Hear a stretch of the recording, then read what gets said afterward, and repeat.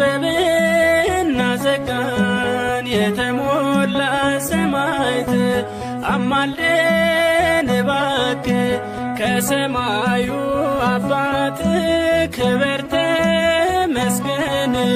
የሰማዕቱ ንጉሥ ጽናቱን ስጠን እንደ እስጢፋኖስ ርዕሰ ደቡና